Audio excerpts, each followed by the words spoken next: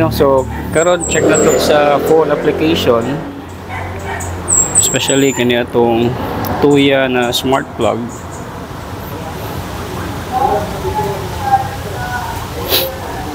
So open lang na to ang app. Okay, so karon ato i-focus ang camera ha.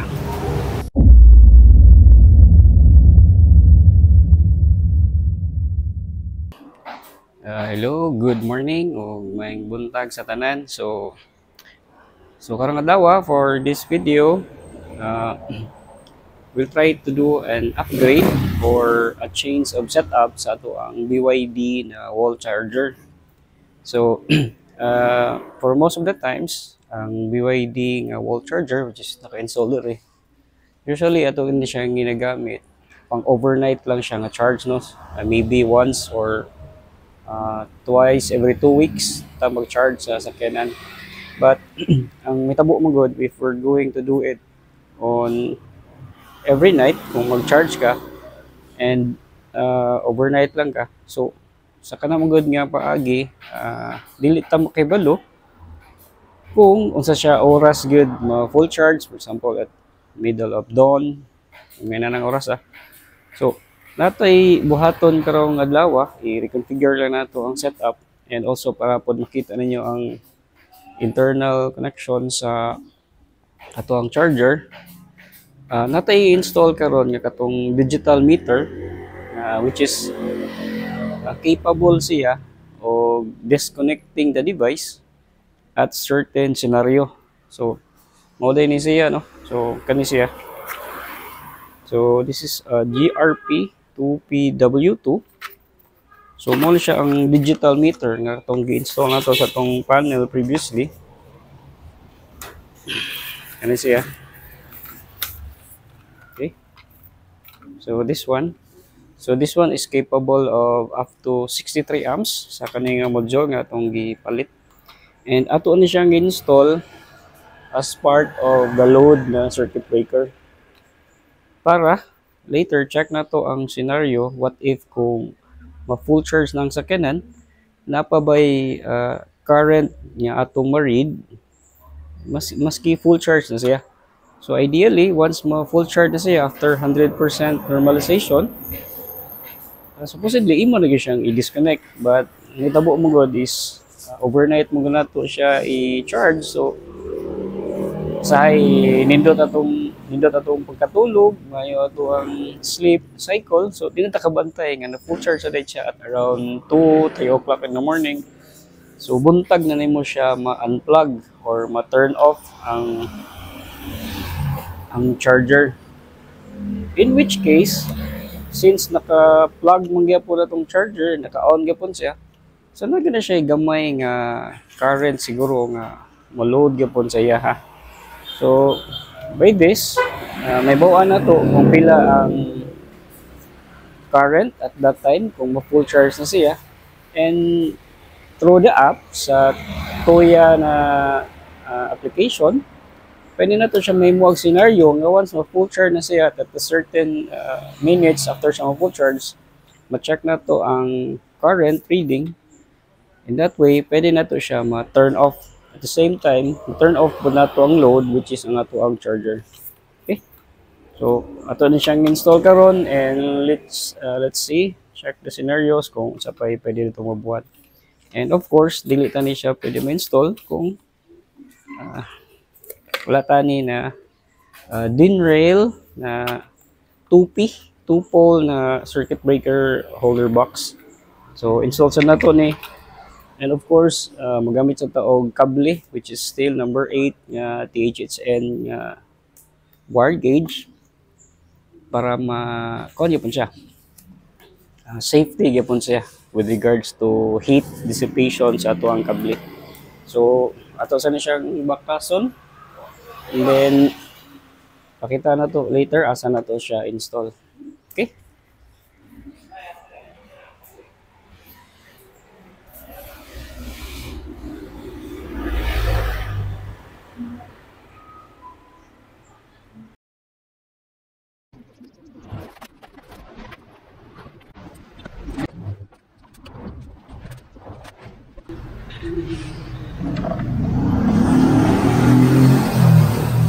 Okay, no? So internally yan yung connection. So nagamit ta og mga terminal lock sa sulod nara siya para safe ang kable. Yeah, kung later ato ding baklason, pakita sa nando ninyo how to connect the new terminal logs. Okay? Okay, no? So mo na siya ang likod. So na diha ang neutral, line, and protective earth. Mo na siya nga connection. Ug sa katong na mga pangutana regarding sa yun sa nako terminate ang kable, so nakinani lang siya, gigamitan nato siya o terminal logs para secure ang kable o wag siya chance nga maluwag. So ato lang siyang gi-grind sa kilid niya kay medyo lapad ra man nga terminal log para mo fit siya dito sa individual ng mga channels. Okay? So ato ning baklason kani, including kani ato ning tanggalon, move na to gamay dito para ibutang na to dito circuit breaker. Okay? Okay, no? So ang first atong button is i-prepare na to ning mga kable, which is the number 8 na gauge wire.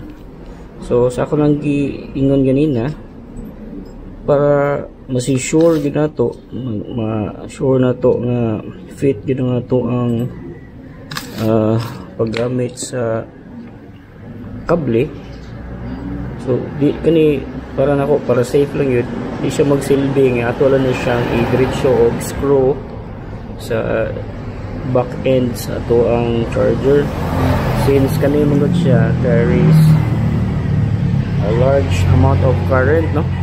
So atong button ato gani siyang tawuran og terminal logs. Okay, so mo niyang sample sa mga terminal logs na atong magamit para niya. So ang mo-fit ani nga terminal log niya is hopefully same group ni siya sa gauge, no? So iyang diameter sa terminal log is sakto lang siya. Okay, so kani siyang kable o ang iyang terminal log.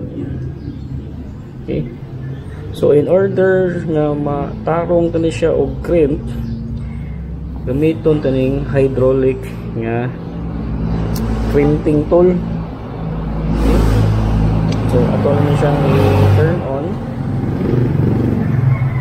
na, then ato na siyang i-crimp. Paana siya, no? Okay, para sure kita nga matarong na siya. Okay,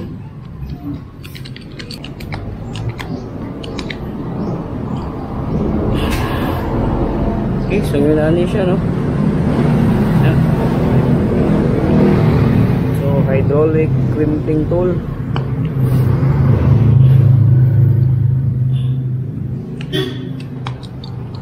Okay, so sa kaning method is sure gyud ta nga tight gyud siya. Okay,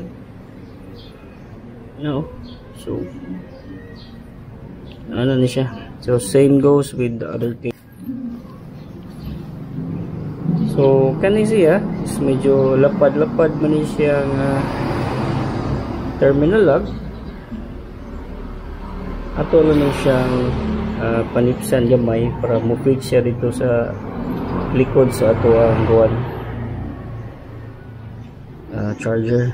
Unya for safety ato lang siyang wrap around of tape, electrical tape. Okay,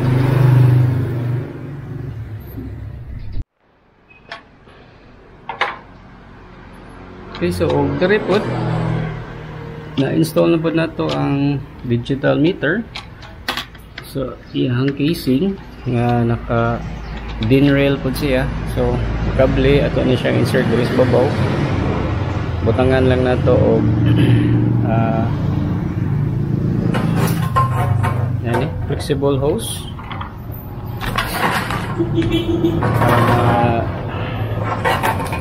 limpyo lang po siya gamay, and atong i-wrap around padong dito sa charger. Okay, so ato sana yung ipang terminate, then check na to after di siya mga turn on. Okay,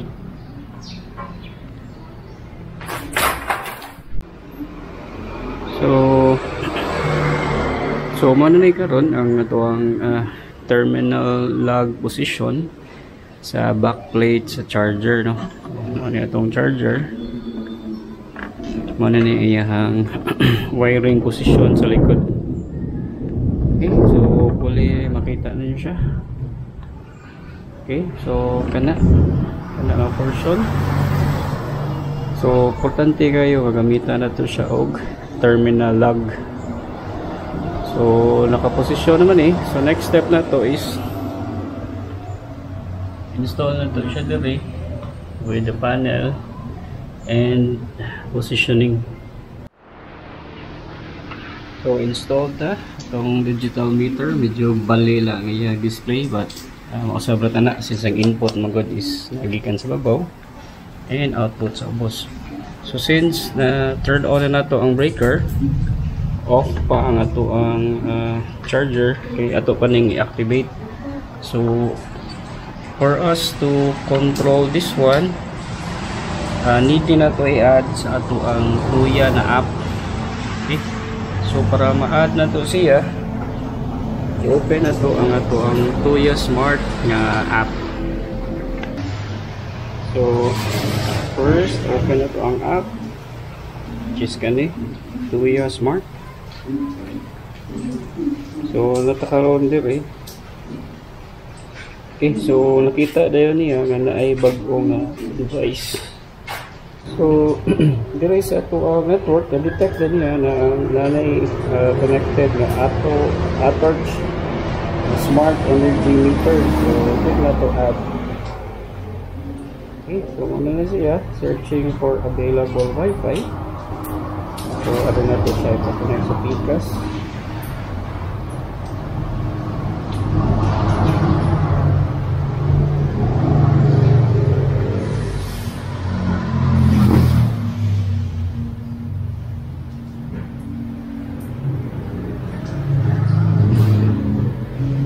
Okay, so i-add na niya.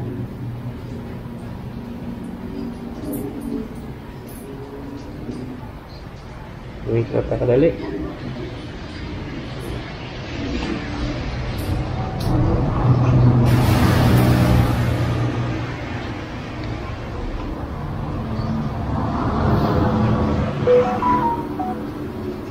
Okay, so successfully added na siya. So click done.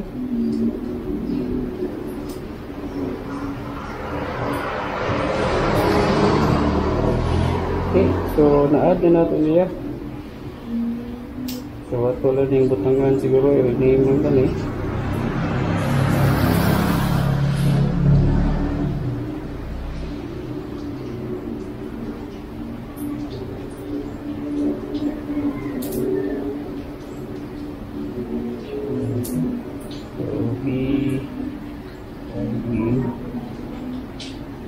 Wall charger. Save. So, wala na yung isan.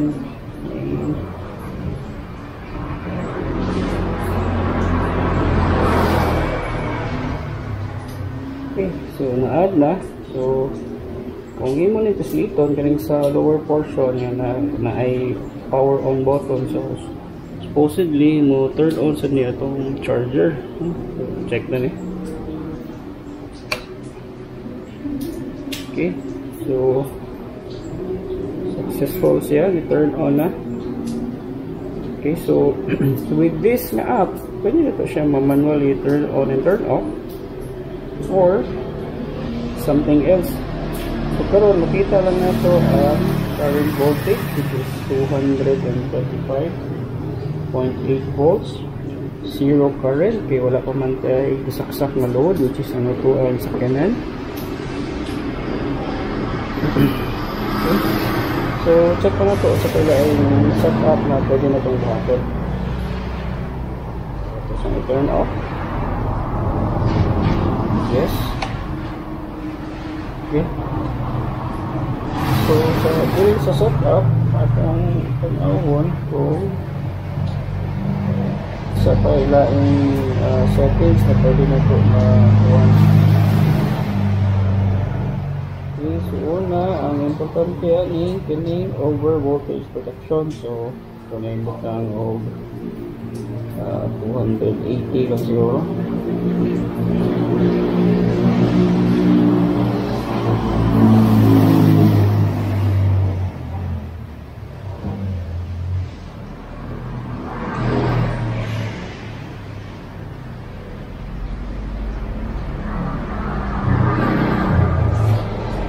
Set na ito at 280.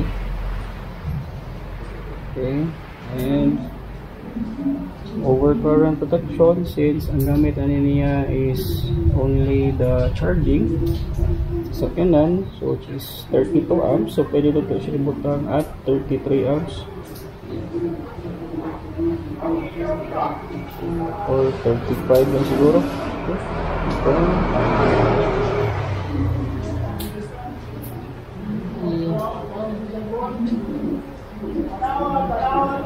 So, low voltage protection or DC, so kita na ito 180. So, automatic na siya ng cut off of 280 or 180 voltage. Okay. So, 200.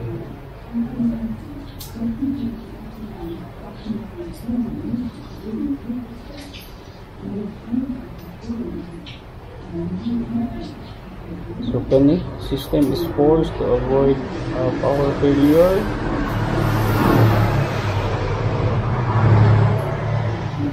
May dapat iset na.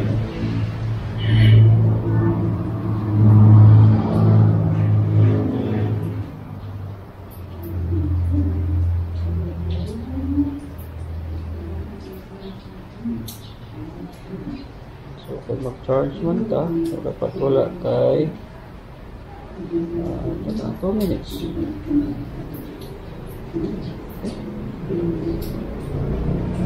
So sa pamailayan din. So kung normally dapat normally open, so ito siya na totally open. Para pag turn on sa relay, automatic mo on at load.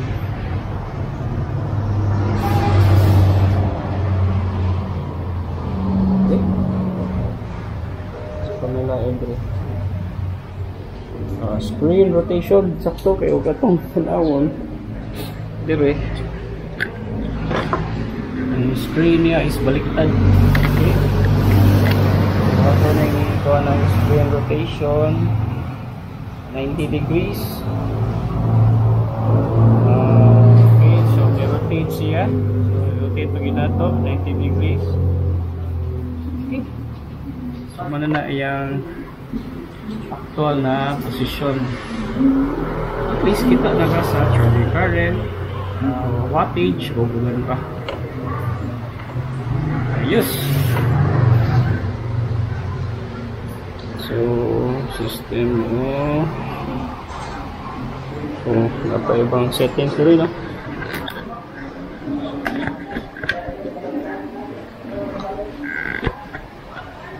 Okay, so na set up naman nato ang Wi-Fi meter. Side na pwede sa mo siya i-schedule diri o kung gusto mo siya i-schedule turn on or turn off. Iyang countdown timer pwede set siya. Okay, so aside from that makita nimo ang iyang graph consumption.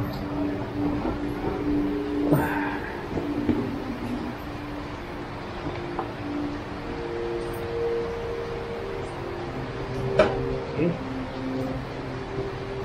And ito sa nimo mabutangan of cost, so di man ni importante, so pwede mo siya gamiton as a prepaid na meter panangitan. Okay. So since na-set up na nato siya, try na to turn off dito sa main breaker. So atong i-check kung turn on or turn off sa siya automatically.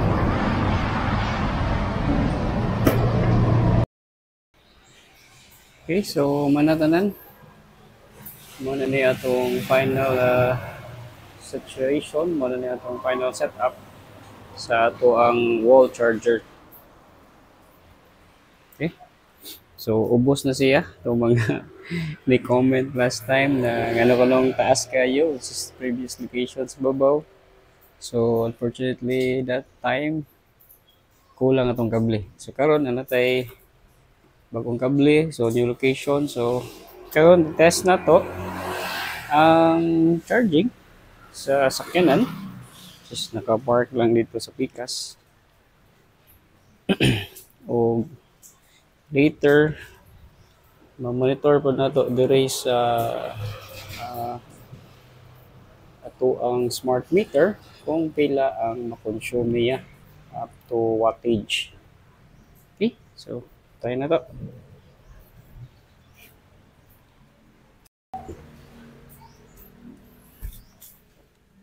So karon ang atong state of charge is nasa 98% since gi-charge mo tani siya overnight.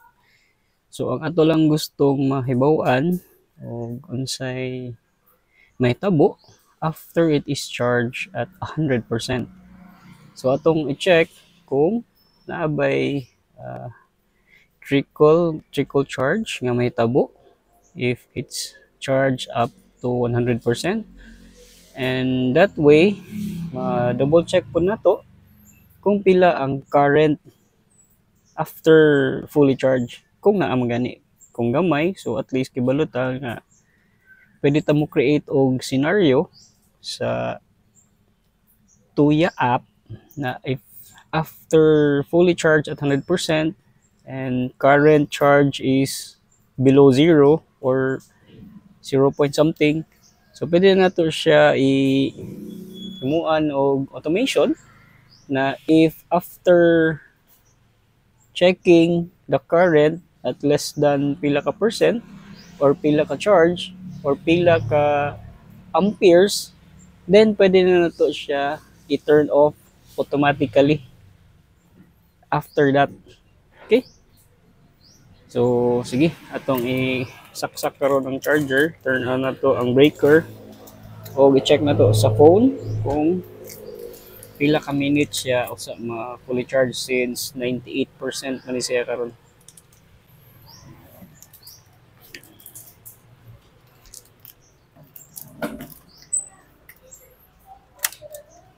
Okay, so turn on na ang main breaker.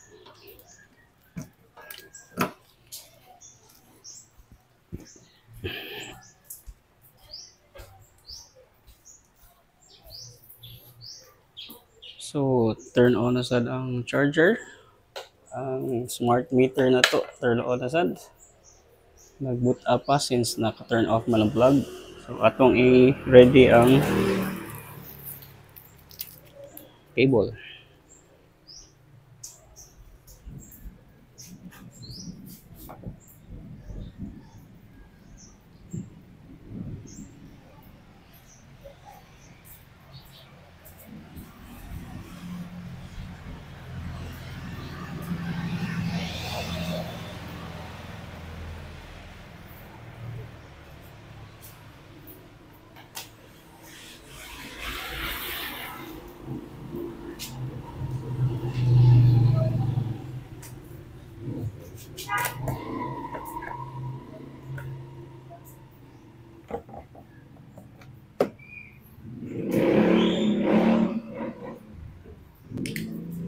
Okay, so saksak na ang charger.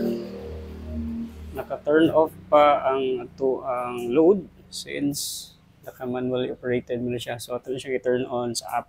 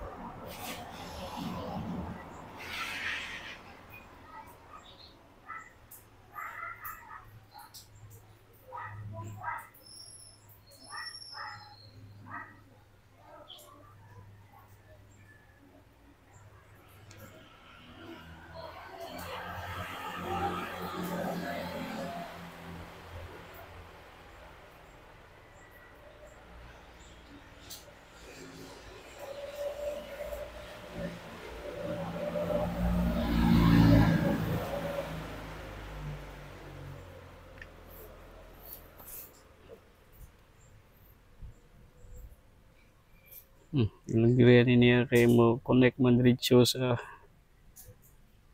phone. So ato na siya i-disconnect.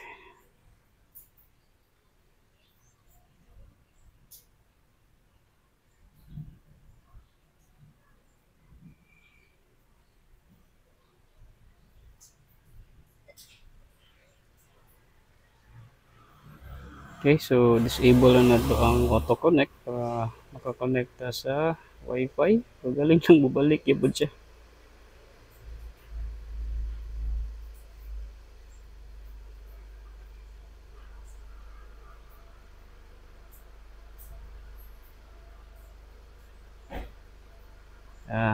Ato na lang i-turn off ang sakyanan.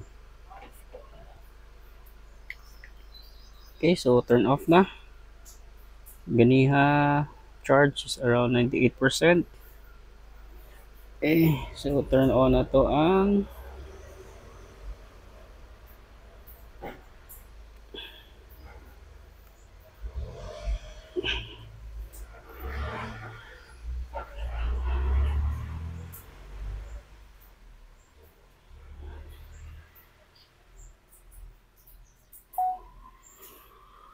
okay, so ito na i-turn on ang smart switch, smart meter. Okay, so karon naka ano pa siya? Turn off. Okay, so atong i-turn on.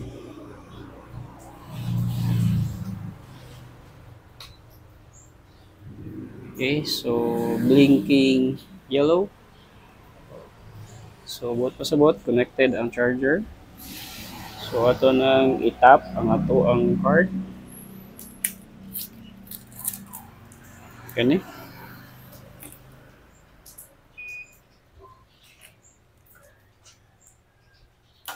Okay, so blinking green meaning charging na siya. O i-check na to sa dashboard. Okay, sa dashboard 98% charge, 6.1 kilowatts or 6 kilowatts. And hopefully makita sa na nato diri sa app. Okay, so full charge in 15 minutes. Okay, so diri sa app, makita na to voltage is around 218.71 volts. Current is around 30.8. Okay.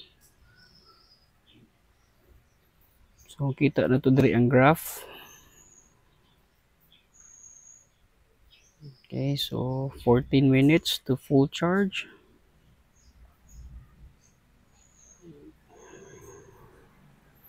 So diri sa iyang application na siya sa 30.8. So check na to sa meter sa iyong physical nga display.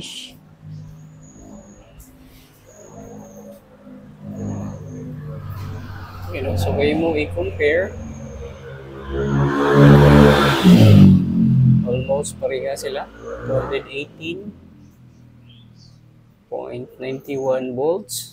O ang current is around 30.75. 30.76. So lamay lang difference. Okay. So total electricity consumed is 0.2. So later, ma-observe gud ni kung pila.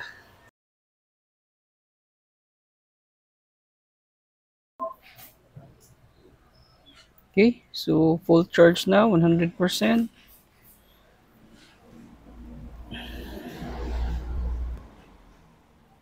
So karon check sa nato sa app kung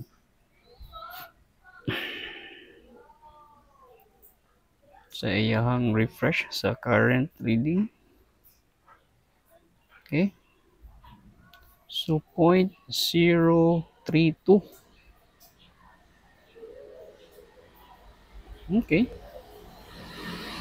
So kibalo na ta na after ma-fully charge, mayroon siyang disconnect the charger. So na siya 0.032 amps nga current na hibilin. So mo ni iyahang siguro. So kung atong i-turn off ang charger, check na to kung ilan na lang ang current o zero out ba ni siya. So press taning lower button sa ubos.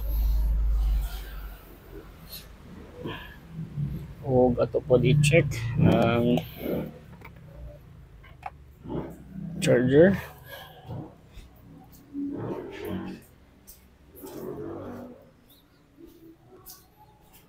Okay, so blinking green lang siya. Kaya naka-turn on pa man ang ato ang meter. So diri sa meter na to, na siya 0.03 which is duol gud siya sa atong app, no. So ang ato na siyang i-turn off, press na ni.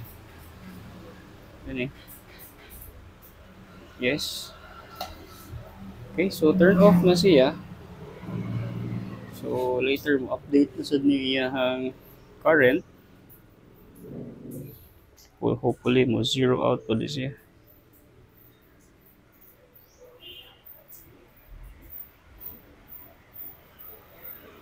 So dire sa display, yung current is zero na siya. Wala pa mo refresh sa app portion. Okay.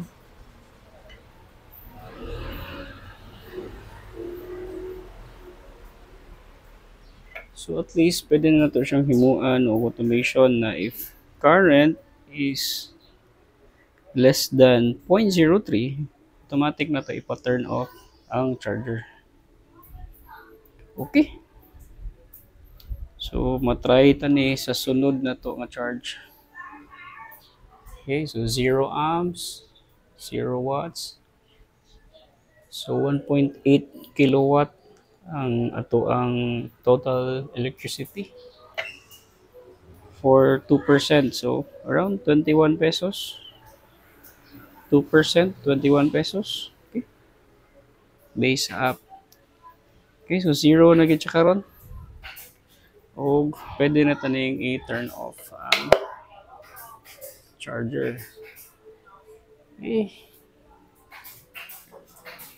So next na to nga charge cycle. Ato na ning i-test out ang iyahang automatic na shut off. Okay. So paabot sa taas sa siguro ugma para matest na to ang iyahang. So paabot ta tomorrow para ma-double check na to og ma-automate ba na to ang charging wall charger na ma-turn off siya after ma-fully charge ang sakyanan. So at least wala na kay current nga ma-consume 0.032. Gamay ra na siya but imo na siyang accumulate for how many hours una na mo siya ma-turn off. So sayang siya. Okay? So with this sa application sa phone, try na to automate later. Try ta og simulate og charge o ato siyang i-occupy diri. Okay, so atong i-check sa phone na man ni siya ay scene. Okay, kasi sa main page good sa application na siya nakabutang diri nga scene o diri sa lower portion. So create a scene. So ato na i-click when the device status change. So select na to ang wall charger. Tapos samantali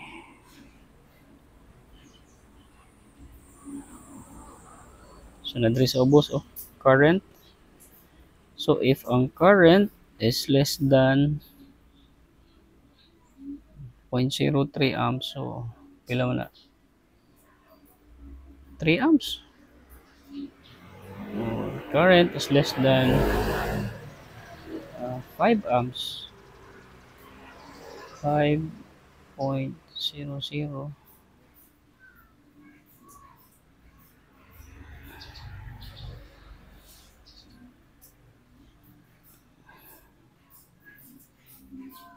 0.03. Pila man ng 0.03. 3 amps lagi. So ito siya butang og 5 amps. Or dako nga value okay ra kay kuan man gyapon.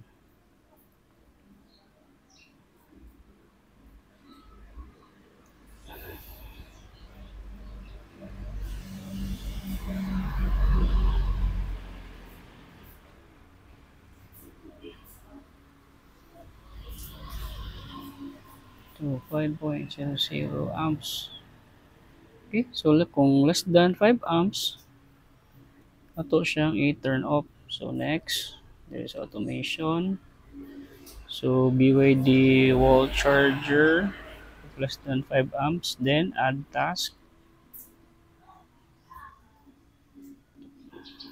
Control single device. Wall charger. So kaniyang switch state, ato na siyang i-switch to off. Save.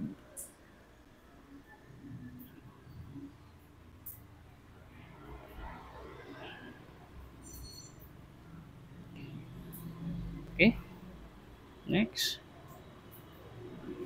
So mitabo if the charger current is less than 5 amps. So ang kaning wall charger mo switch off siya automatic. So the condition is anytime of the day. Yeah, display area wala ra man siguro ni. Pwede ra ni wala. Okay. So save. So wall charger auto shutdown.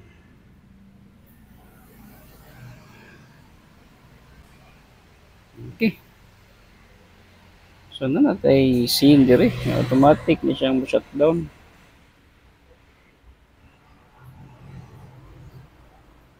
Okay. So hopefully next time nga mo charge ta, which is try na to ugma or the next day kung automatic bagod yung shutdown after mo 100% charge ang battery. Okay? Firing.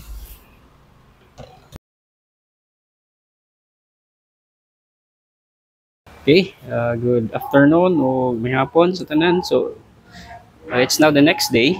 Na-install na ni nato and gahapon po medyo nagamit na to ang sakyanan sa gabi na and it's now charged at 98%. So try na to siya charge karon and check na to kung automatic ba ni siya mo shutdown after pila ka seconds or minutes nga na fully charge at 100%. So in that way, kung mag-charge man ganita overnight, once ma fully charge na siya, automatic na siya mo shutdown. Okay? Okay, no? So karon check na to sa phone application, especially kaniya tong Tuya na smart plug.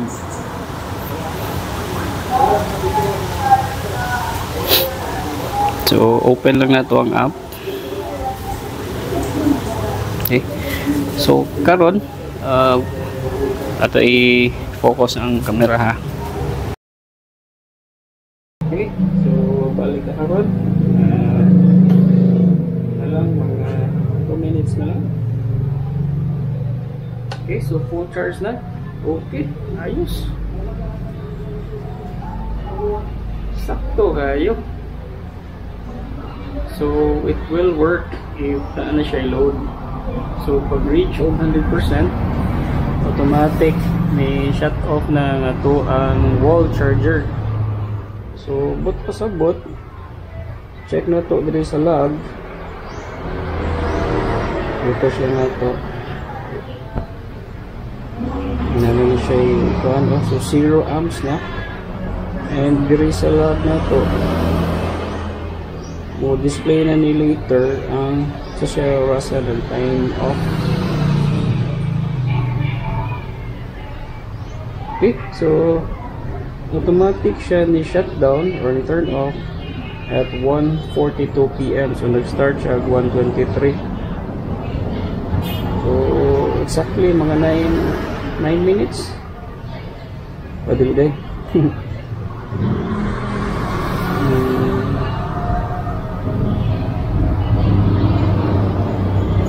Ganina naman eh pag turn on, pero return off siya exactly to 1:42 after na reach niya ang kondisyon. So itong ganina.